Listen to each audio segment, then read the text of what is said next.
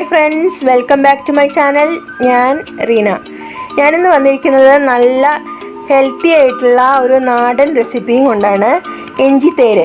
ഇഞ്ചിത്തേര് നമ്മൾ ഉണ്ടാക്കുന്നതിന് മെയിനായിട്ട് വേണ്ടത് ഇഞ്ചിയും തൈരുമാണ്.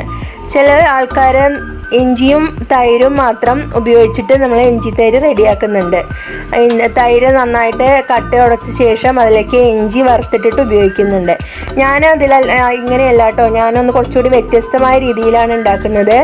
ഞാൻ കുറച്ചിതിൽ തേങ്ങയും അതുപോലെ തന്നെ കാന്താരി മുളകോ അല്ലെങ്കിൽ പച്ചമുളകോ ഏത് വേണമെങ്കിലും ഉപയോഗിക്കാം. ഞാൻ കാന്താരി മുളകാണ് കേട്ടോ ഇടുന്നത്. പിന്നെ കറിവേപ്പിലയും കൂട്ടി നന്നായിട്ടൊന്നും മിക്സിയിൽ അരച്ച ശേഷമാണ് ഞാനിത് മിക്സ് ചെയ്തിട്ട് ഉപയോഗിക്കുന്നത്. അപ്പം നിങ്ങൾക്ക് ഏത് രുചിയാണോ താല്പര്യം വെച്ചാൽ ആ രീതിക്ക് ഉണ്ടാക്കാം. നമുക്ക് ഇങ്ങനെയൊന്നും ഉണ്ടാക്കി നോക്കാം കേട്ടോ. സദ്യ സ്പെഷ്യൽ ഇഞ്ചിത്തേരാണ് കേട്ടോ. അപ്പോൾ ഞാനൊരു വലിയ കഷ്ണം ഇഞ്ചി ഞാൻ പൊടിയായിട്ട് അരിഞ്ഞെടുത്തിട്ടുണ്ട്. അത് നമുക്ക് മെയിൻ ഇൻഗ്രീഡിയൻസിൽ ഇഞ്ചി തന്നെയാണ്. പിന്നെ തൈരും. പിന്നെ നമുക്ക് ഒരു 1.5 ടേബിൾ സ്പൂൺ ഞാൻ തേങ്ങ ഇതിൽ അരച്ചു കൊടുക്കുന്നുണ്ട് കേട്ടോ. അതുപോലെ തന്നെ ഒരു കഷ്ണം ഇഞ്ചിയും ഒരു 5 കാന്താരി മുളകാണ് എടുക്കുന്നത്, പച്ചമുളകല്ല. കാന്താരി മുളകിന് ആ ഒരു പ്രത്യേക മുളകിൻ്റെ ആ ഒരു ഫ്ലേവറും സ്മെല്ലൊക്കെ സ്പെഷ്യലായിട്ടുണ്ട് കേട്ടോ. അപ്പോൾ നമുക്ക് അത്യാവശ്യത്തിനൊരു ചെറിയ എരിവും ഉണ്ടാവും, ആ ഒരു മുളകിൻ്റെ നല്ലൊരു സ്മെല്ലും വരും. പിന്നെ നമ്മൾ ഒരു ചെറിയ തണ്ട് കറിവേപ്പില ഞാൻ അരയ്ക്കുന്നതിൽ കൂട്ടുന്നുണ്ട്. അതുപോലെ നമുക്കൊന്ന് ഇഞ്ചി വറുത്തിടുന്നതിൽ ഞാൻ കുറച്ച് കറിവേപ്പില ഇട്ട് കൊടുക്കുന്നുണ്ട്. അപ്പോൾ നമുക്ക് ഇത് കുക്കിംഗ് ഒന്നും സ്റ്റവിൽ അങ്ങനെ കത്തിച്ച് കുക്കിംഗ് ഒന്നും ആവശ്യമില്ല.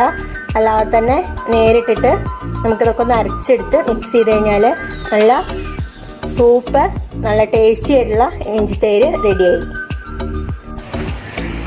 അപ്പം ഞാൻ തേങ്ങ ഇതുപോലെ നല്ല ഫൈനായിട്ട് അരച്ചെടുക്കണം കേട്ടോ. നമുക്ക് തേങ്ങ അതിൽ ചേർത്തിട്ടുണ്ടോയെന്ന് തന്നെ മനസ്സിലാവരുത്.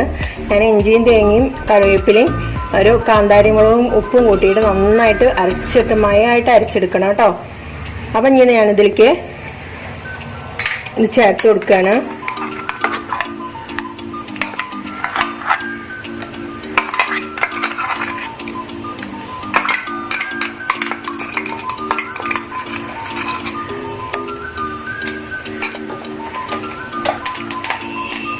ഇനി നമുക്ക് തൈര് ചേർത്ത് കൊടുക്കാം. അത്യാവശ്യം നല്ല പുളിയുള്ള തൈര് തന്നെ ഇഞ്ചിത്തൈര് ഉണ്ടാക്കാൻ വേണ്ടിയിട്ട് എടുക്കണം കേട്ടോ.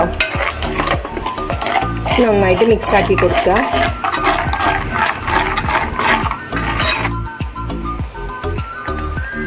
ഇനി ഇഞ്ചി അതുപോലെ തന്നെ കറിവേപ്പില ഒക്കെ കൂടി നന്നായിട്ട് എണ്ണയിൽ വറുത്തിട്ടുണ്ട്, അതിലേക്ക് വറുത്ത് കൊട്ടി കൊടുക്കുക. അപ്പോൾ നമ്മൾ ഇഞ്ചിത്തൈര് റെഡി ആയി കേട്ടോ.